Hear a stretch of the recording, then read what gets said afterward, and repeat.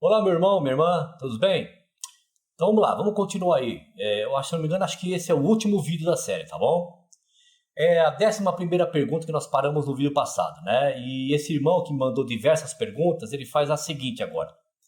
Por que Deus disse que uma lei não seria anulada e que outra lei seria cravada na cruz?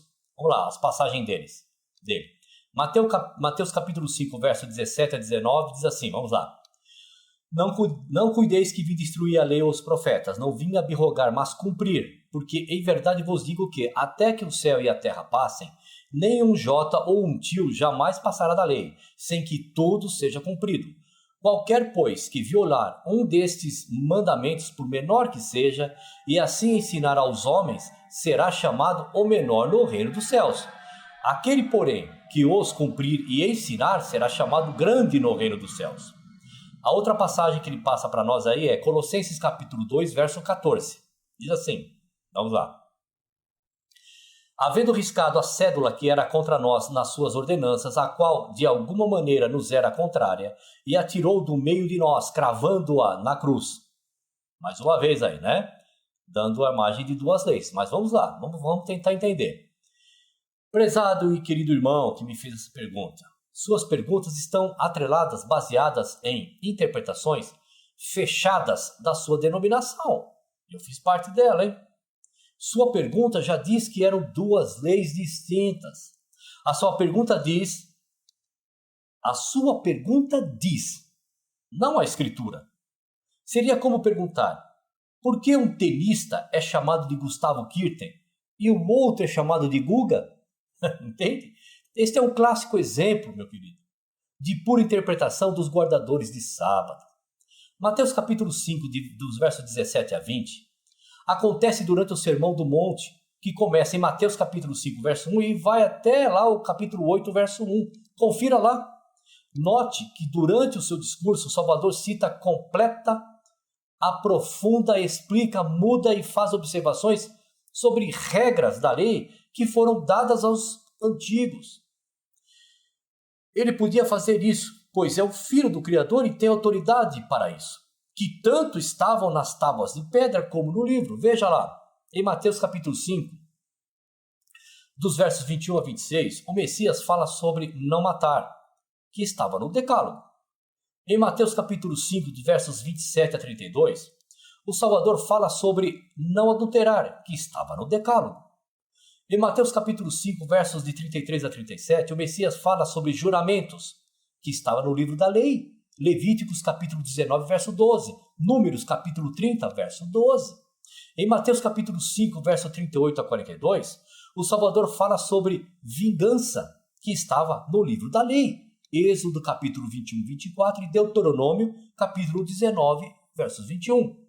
Em Mateus capítulo 5, versos de 43 a 48, o Messias fala sobre o amor ao próximo, que estava ali no livro da lei, Levíticos capítulo 19, verso 18. Note que o nosso Salvador começa a falar da lei no verso 17 e logo no verso 21 ele começa a citar preceitos da lei. Repare também que o Messias citou mandamentos das tábuas e do livro, e todos de caráter moral.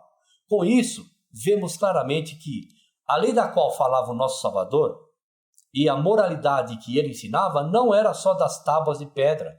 Ele se referia à lei como um todo. Cumprir. Isso significa que o Salvador veio cumprir aquilo que a lei e os profetas do Antigo Testamento diziam. Cumprir no sentido de cumprimento da promessa, cumprimento do dever, concluir o que tinha de ser concluído. O Messias nasceu sob a lei, viveu sob a lei, morreu pela lei, porque, segundo a lei, o nosso Salvador blasfemava, se autodenominando Filho de Deus, e violava o sábado. E o fim da lei é Ele mesmo, o nosso Salvador. Assim, Ele cumpriu a lei, meu querido irmão, até que o céu e a terra passem. Esse até não está se referindo ao fim da terra e do céu, até mesmo porque a Escritura nunca disse que o céu, nem mesmo a terra, acabariam. mas mudariam. Esse até não está falando no sentido de tempo determinado, mas no sentido de não haver volta naquilo que foi dito ou prometido. Tem o mesmo sentido quando alguém diz, por exemplo, vamos lá, para você entender. Até que um elefante azul caia na minha cabeça, eu não retiro o que disse. Ou então, até que a galinha crie dentes, eu não te direi o que queres. Portanto, até que o céu e a terra passem, nada cairia da lei, até que tudo fosse cumprido. Está entendendo, meu querido? A lei do Antigo Testamento era um jugo, submissão, opressão, que nem os antigos puderam suportar. Foi o ministério da morte com glória transitória, foi cravada na cruz, pois ali realizou-se seu pleno cumprimento através do nosso Salvador. A lei não seria anulada, mas sim cumprida pelo Messias. Lucas capítulo 24, verso 20, Lucas capítulo 24, verso 44. Diz assim: importava que se cumprisse tudo o que de mim está escrito na lei, nos profetas e nos salmos. O Salvador disse que a lei permanecerá até que o céu e a terra passem, mas até que tudo seja cumprido. A lei e os profetas duraram até João. Nada cairia da lei até que a lei e os profetas, lei e profecias do Antigo Testamento, tivessem a sua consumação. Está entendendo, meu irmão? Isso dá conta da transitoriedade da lei. Porém, ela só passaria depois do seu integral cumprimento, visto que o nosso Salvador veio cumpri-la e ele não falhou, a lei já passou. O Messias não falou sobre uma duração perpétua da lei, mas do seu completo cumprimento. Compreende? Está entendendo? Vamos lá, a 12ª pergunta que você, meu irmão, me faz. Por que Deus disse que uma lei não seria mudada e nem anulada pela fé e que a outra lei, sim, seria cancelada? Vamos lá, os versos que você me pede para ler. Romanos capítulo 3, verso 31 diz assim: anulamos, pois, a lei pela fé? De maneira nenhuma, antes estabelecemos a lei. Agora você me pede para ler Efésios capítulo 2, verso 15, que diz assim: na sua carne desfez a inimizade, isto é, a lei dos mandamentos, que consistia em ordenanças para criar em si mesmo dos dois um novo homem, fazendo a paz. Vamos lá, vamos tentar discernir o que você me pede. Em Romanos 3,31, a interpretação dos guardadores do sábado diz que a lei que Paulo fala são só os 10 mandamentos das pedras. Mas para entendermos o contexto, devemos analisar desde o verso 19, quando Paulo começa a falar da lei nesse capítulo. Nessa passagem, Paulo está dizendo que a lei é confirmada para dar o testemunho de que somos justificados pela fé, não pelas obras da lei, pois a lei dá o conhecimento do pecado, faz com que as pessoas saibam que são pecadoras. Lá os versos 20 e 21. Mas não basta só saber e reconhecer que é pecador, é preciso ter fé, pois através dela podemos cair na graça do Criador. E no verso 31, Paulo está introduzindo o assunto do capítulo 4, onde mostra que a lei tem valor porque se entendia corretamente. Ensina que o Criador nos aceita por meio da fé, da crença, como se pode ver no exemplo lá de Abraão. Se em Romanos capítulo 3, verso 31, Paulo está falando só da dita lei moral, o que dizer então do verso 27 ao 30? Paulo diz que o homem é justificado pela fé, independentemente das obras da lei. A pessoa é aceita pelo Criador por meio da fé e salvo por sua graça e não por fazer o que a lei manda. Agora pergunte aos guardadores de sábado se seremos justificados e salvos se não guardamos o sábado segundo a lei. Pergunta lá. E se for como querem eles, quer dizer então que nos versos de 27 a 30 de Paulo, ele falava da lei cerimonial e de repente no verso 31 ele muda e fala da lei moral, é isso? Paulo está louco? Ou eu estou louco? Sendo que nem Paulo, nem toda a Escritura nunca falaram em divisões de leis. E todos os leitores têm que entender assim. Paulo queria e sabia que os leitores fariam essa divisão? Eu não consigo ver isso. Note que nos versos 27 e 28, Paulo fala de lei no verso 29, ele fala de judeus e gentios no verso 30, agora ele fala da circuncisão e incircuncisão. E aí agora no verso 31, a lei que ele se referia era o decálogo, é isso? Paulo, na verdade, falava da lei da antiga aliança. A lei teve seu valor, mas agora não estamos mais debaixo da lei, mas sim da graça. Somos filhos da nova aliança, do Novo Testamento. Outra coisa, por acaso Efésios 2,15 diz que a lei seria anulada pela fé? É comparado a uma passagem onde diz que a lei não seria anulada pela fé, com outra onde diz que o Messias desfez, derrubou a lei na sua carne, unindo os povos judeus e não judeus. Se o amigo mostrasse uma passagem onde diz que a lei seria anulada pela fé, comparando com outra onde diz que a lei não seria anulada pela fé, até teria coerência com a sua interpretação, até teria, mas não foi o caso. Aliás, Paulo disse lá em Efésios capítulo 2, verso 8, ele diz assim, vamos lá. Porque pela graça sois salvos por meio da fé.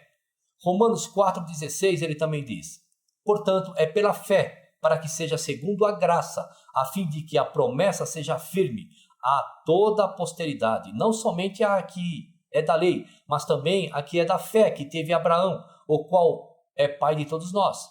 Romanos capítulo 5, verso 2 também diz alguma coisa, vamos lá. Pelo qual também temos entrada pela fé, vamos lá, de novo. Pela qual também temos entrada pela fé, a esta graça, na qual estamos firmes e nos gloriamos na esperança da glória do Criador. Romanos capítulo 6, verso 14, ele também fala, pois não estáis debaixo da lei, mas debaixo da graça. Percebeu? Está percebendo? Estamos na fase da graça, não mais na fase da lei. O que anulou a lei foi a graça da nova aliança, não apenas só a fé. A lei terminou no seu cumprimento, meu querido, na sua conclusão. E tem mais, tem muito mais, mas vamos lá. Se a lei em questão em Efésios 2,15 era dita cerimonial, veja que a passagem de Efésios 2, de 11 a 16, fala que a lei era um muro, uma parede de separação, uma diferença, uma inimizade entre judeus e gentios. E se essa inimizade era só a lei cerimonial, então o sábado, sendo de outra lei, da dita lei moral, não era uma diferença, não era uma parede de separação entre os dois povos, não criava inimizade. É isso que diz? Então será que os gentios também guardavam o sábado? E também apedrejava quem trabalhasse e nele fizesse qualquer coisa, etc, etc, etc? Ou então o sábado, como sendo da lei moral, então não criava separação, desunião, diferença e inimizade? Então será que um gentio para dentro das portas de um israelita poderia trabalhar no sábado sem causar confusão ou inimizade? Será? Então, seguindo o entendimento dos guardadores da lei, quando Paulo diz que na cruz o nosso Salvador desfez a inimizade, a parede que separava, ou seja, a lei dos mandamentos, então nós temos que entender, por exemplo, que o sábado e outras restrições não faziam nem causavam diferença, separação, desunião e inimizade entre judeus e gentios. É isso que eu tenho que entender? Ora, meu irmão que me mandou essas perguntas, tenha dó. Ora, meu irmão, tenha dó. Caro irmão, toda a lei não foi dada aos gentios. Paulo diz, lá no verso 12, que os gentios, antes da nova aliança, estavam separados e não faziam parte da aliança com Deus. Percebeu, irmão, que mandou as perguntas? Só o povo de Israel recebeu a lei, a Torá, com todos os seus preceitos, e não só a circuncisão, mas o sábado. E as leis causavam grande diferença, separação e inimizade. Olha, e outra coisa, grande parte dos guardadores de sábado sempre associa a palavra mandamentos, que aparece no Novo Testamento, com o decálogo. Falou em mandamento, já pensam nos 10 mandamentos da tábua. Mas quando a Escritura diz lei dos mandamentos, em Efésios 2,15, essa era só cerimonial. Olha, irmão, me desculpe, mas discordo do que você me afirma, tá? Sim, já ia me esquecendo. A questão da palavra ordenanças, nessa passagem de Efésios 2, verso 15, os guardadores de sábado sempre alegam que a lei em questão era a dita lei cerimonial, né? Devido estar escrito lei que consistia em ordenanças. Mas o que é uma ordenança? É uma norma, uma regra, e não especificamente uma regra cerimonial, como querem os guardadores do sábado. Vamos analisar aqui a palavra grega que foi traduzida por ordenanças lá em lá em Colossenses capítulo 2, verso 14 e Efésios capítulo 2, verso 15 em dogma. Mas essa palavra não é exclusiva para significar lei cerimonial, ela não é exclusiva para isso. Essa palavra dogma aparece outras 4 vezes no Novo Testamento. Vamos lá. Em Lucas capítulo 2, verso 1, ela é usada para o decreto dogma de César para registro e contagem do povo. Seria isso algo da lei cerimonial? Então, eu queria dizer o seguinte para você.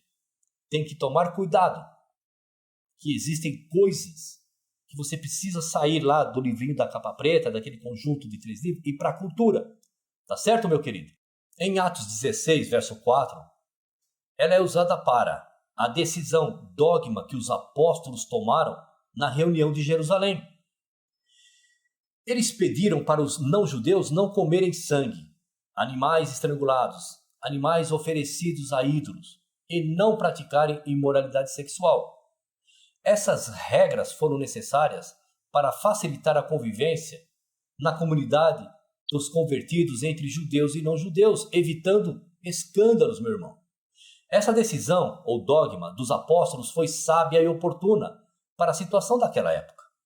Ele não teve um objetivo ritual, mas de trazer mais harmonia entre os dois povos.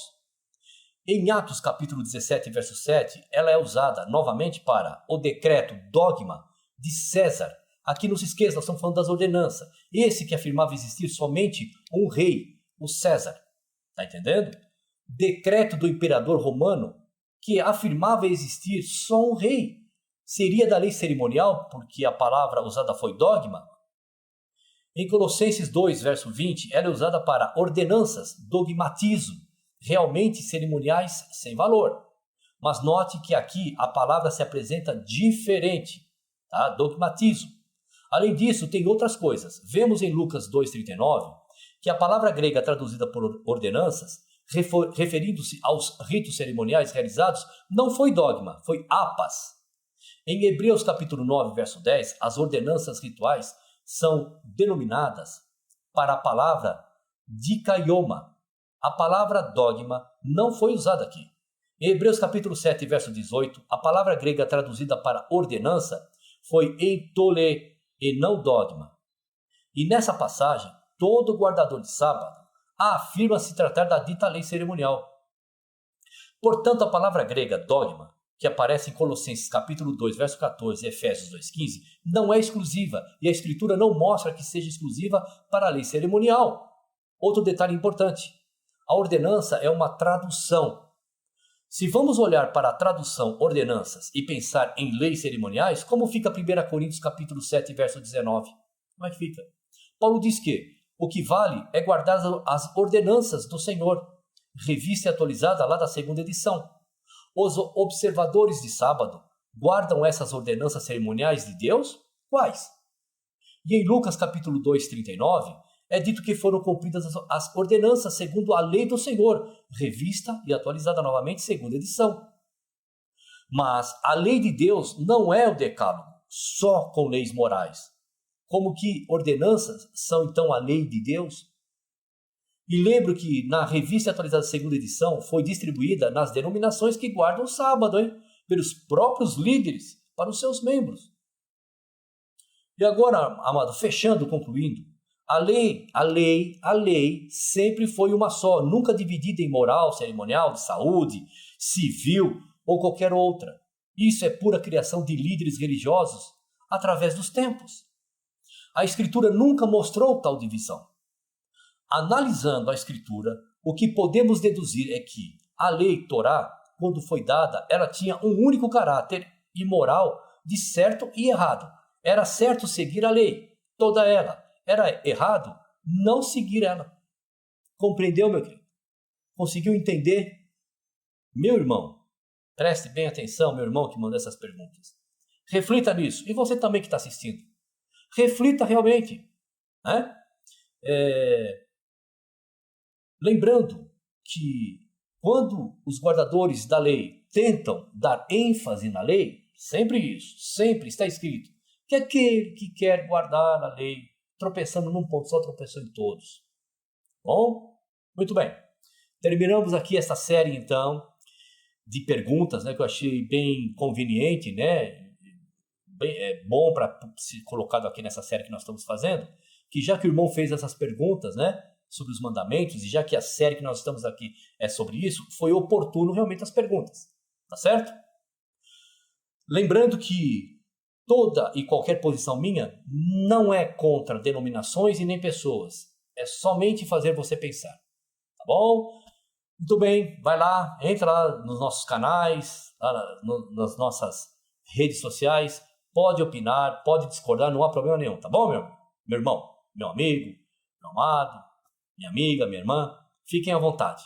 E vamos dar continuidade aí nessa série aí dos mandamentos, nós vamos fazer mais vídeos ainda, tá bom? Um abraço e até lá.